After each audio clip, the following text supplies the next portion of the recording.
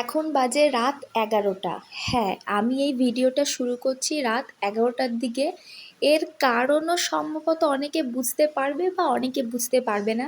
কারণ এর আগে আমি একটা ভিডিও আপলোড করেছিলাম, সেটা হচ্ছে আমার ড্রাগন গাছে নিয়ে, এবং সেখানে প্রথম কুঁড়ি হয়েছিল এবং সেটাই আজকে ফুল হয়ে উঠেছে, এবং তারই একটা ভিডিও ক্লিপ আমি ক্যাপচার করে রাখতে চেয়েছিলাম, যাতে পরবর্তীতে আমিও দেখতে পারি এবং তোমরাও কিছু দেখতে পারো এবং তাতে তোমাদেরও কিছু সাহায্য বা কিছুটা অন্তত উপকৃত হোক।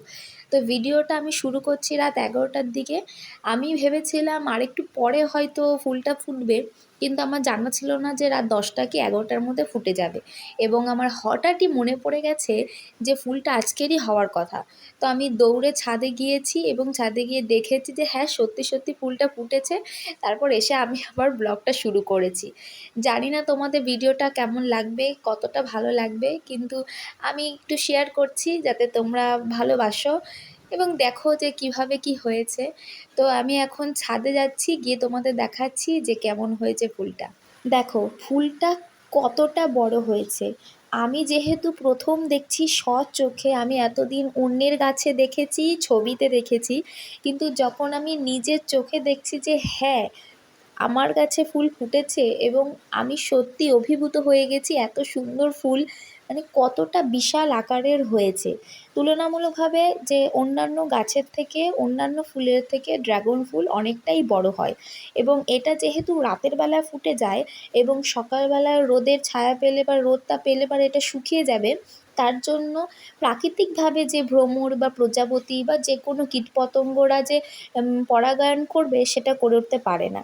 তো আমি করেছি, চেষ্টা করেছি যে আমি এর মাধ্যমে কিছু হাত দিয়ে পরাগায়ন করতে, এবং এটা সত্যি ইম্পর্টেন্ট খুব, যে হাতের মাধ্যমে পরাগায়নটা করতে হবে, কারণ যেহেতু রাতের বেলা ফুটছে এবং অন্য সময় এটা নষ্ট বুঝে যাচ্ছে, তার জন্য আর অন্যান্য কীটপতঙ্গরা এটা করতে পারছে না, তাই আমাদের পরাগায়নটা হাত দিয়ে করতে হবে। যেহেতু আমি প্রথম এটা করছি এবং কতটা সঠিক করছি সেটা আমার কাছে ঠিক জানা নেই। যদি দেখি যে ভুল হচ্ছে তাহলে কিন্তু আমাকে অবশ্যই কমেন্ট বক্সে আমাকে বলো। যদি আমি এরপরে কিছুটা তুলির মাধ্যমে করার চেষ্টা করেছি, সেটা আমি শর্টসের মাধ্যমে দেখিয়ে দিতে চাইছি এবং এটা আমি পরে আপলোড করে দেব। আর যদি এখানে কিছু ভুল করে থাকি সেটাও কিন্তু আমাকে প্লিজ ধরিয়ে দিও, তাহলে পরবর্তীতে আরও কিছু বেশ কুড়ি এসেছে, তাহলে তখন আমি সঠিকভাবে অবলম্বন করতে পারবো। জানি না, এবার দেখুন যে আমার তো এটা হয়ে গেছে মোটামুটি। এখন এটা দেখে যতক্ষণ দেখবো ততই দেখতে ইচ্ছে করবে, এর থেকে চোখ সরানো, মানে সত্যিই বলছি, চোখ সরানো যায় না, এত সুন্দর এটা জিনিস। ড্রাগন গাছের পরিচর্যা সম্পর্কে আমি আগেই বলে দিয়েছি, কিন্তু এখন যেহেতু অবিরাম প্রতিদিনই বৃষ্টি হয়ে চলেছে, তাতে ফুলের কিছুটা ক্ষতি হতে পারে। তো এই ফুলটা যখন বুঝে যাবে, যদি বৃষ্টি না হয় তাহলে তো ভালো, কিন্তু যদি এইভাবে যদি অবিরাম রোজ রোজ বৃষ্টি হয়ে থাকে, তাহলে অবশ্যই ফুলটাকে কিন্তু ক্যারি দিয়ে কোনো কিছু দিয়ে ঢেকে রাখতে হবে, যাতে ফুলে কোনো ফাঙ্গাস না হয়ে যায়। এবং অবশ্যই দেখতে হবে যখন ক্যারি দিয়ে বা যে কোনো জিনিস দিয়ে যখন আমি ঢেকে দিচ্ছি, এর ভেতরে যেন জল প্রবেশ করতে না পারে।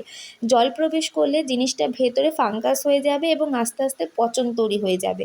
তার জন্য সাবধান অবলম্বন কিন্তু অবশ্যই করতে হবে। এর পরবর্তীতে তেমন কিছুই না, আস্তে আস্তে ফুলটা ঝরে যাবে, ঝরে যাওয়ার পরেই সেখান থেকেই ফুলের থেকে ফলটা শুরু হয়ে যাবে।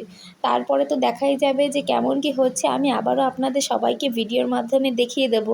তো আমার হাতে এখন রেণু লেগে গেছে, সেই রেণুগুলোকে একটু সরাতে হবে, কারণ অ্যালার্জির অনেক সম্ভাবনা থাকে, তো যাদের অ্যালার্জি থাকে তাদের খুবই কষ্ট হয়। ভিডিওটা যদি ভালো লাগে তাহলে কিন্তু অবশ্যই জানাবেন, এবং কেমনভাবে করছি সেটাকে অ্যাভয়েড করুন, কারণ তখন ঘুমানোর সময় এর থেকে আমি হয়তো ভালোভাবে থাকি না বাড়িতে, আমি এমনই থাকি।